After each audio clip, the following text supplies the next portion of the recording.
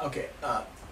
During the same time, animal tests, all the animal tests were done on monkeys, on rabbits, on rats, to test ethanol versus methanol, which is the safer.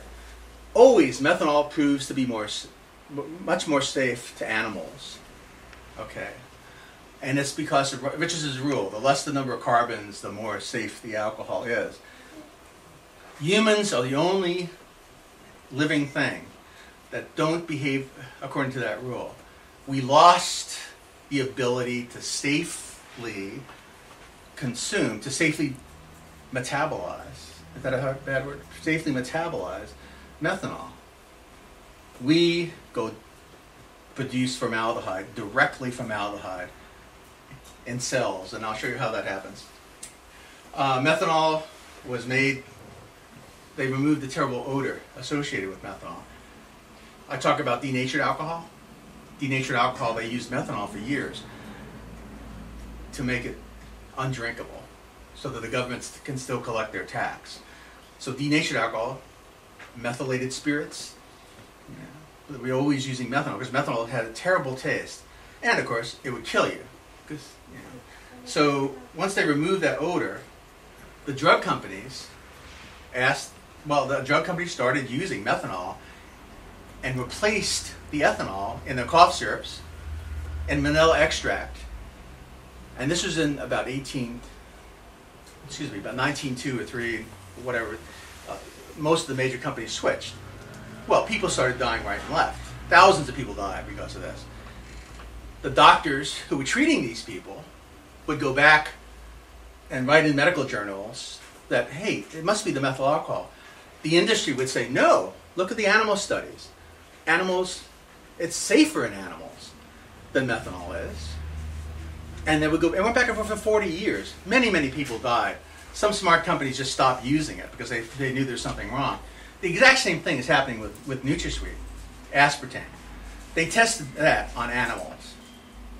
The most toxic substance is methanol in NutraSweet. It can't be tested on animals. Of course it's safe on animals. Of course it's killing us now. Okay?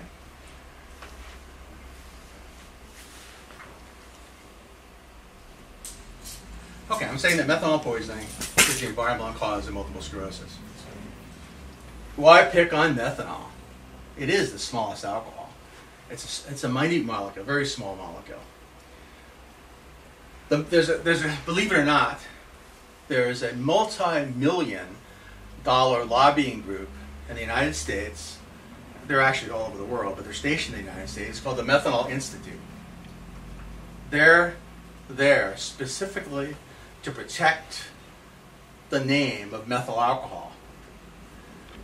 There's a Methanol Foundation that would be glad to fund your research, up to millions of dollars, as long as you have nothing bad to say about methyl alcohol. There's a Formaldehyde Institute. Now this is ridiculous. Why would these molecules have these lobbying groups? Because the industry's scared to death that we're going to find out the truth about this little molecule and how horrifying and dangerous it is. Methyl alcohol has many friends. So this is Donald Rumsfeld was the president of the G.D. Serlin Company when it was accepted as a food additive after being rejected for years. Methanol Institute. Let me show you what I mean. I'm just going to give you the straight data. Every single reference that I refer to here, if you're interested in that reference, okay, fine. You can write down that number, or you can go to my website. Every reference is on my website, the whole reference. If you're a scientist, if you're a doctor, read it. Take a look at it. I've annotated it for you, so I've underlined the stuff that I think is important. But you read the whole thing, and you tell me if I'm wrong. This is the doses, the minimum lethal dose. What's the smallest amount that will generally kill animals? I mean, it's a difficult thing to discover, but we've done a lot of testing on rats and dogs and rabbits and monkeys, and very little testing, thank God, on humans. But they give the dose in grams per kilogram.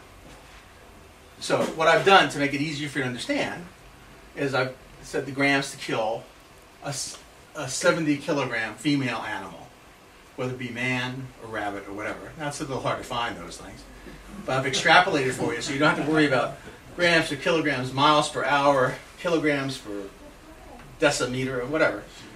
The number of grams to kill a 70 kilogram rat is 630 grams. 630 for a dog.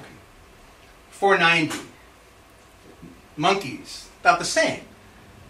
Companies claim that monkeys are a good model. They're not a good model. Humans, 6 grams to kill a human. I found that in the literature. It was documented carefully. 100 times less to kill a human being. What does that mean? That means no animal testing is valid. Well, it happens here in the South End. The people that make alcohol, you know, and so methanol is really, really cheap. So they want to spread it around a little bit, so they add methanol to it. So there was in Atlanta, there was a poisoning. Hundreds, 260 people were affected by it. Many of those people died. They had records of what they consumed. This woman just consumed a teaspoon, a diluted teaspoon of the product.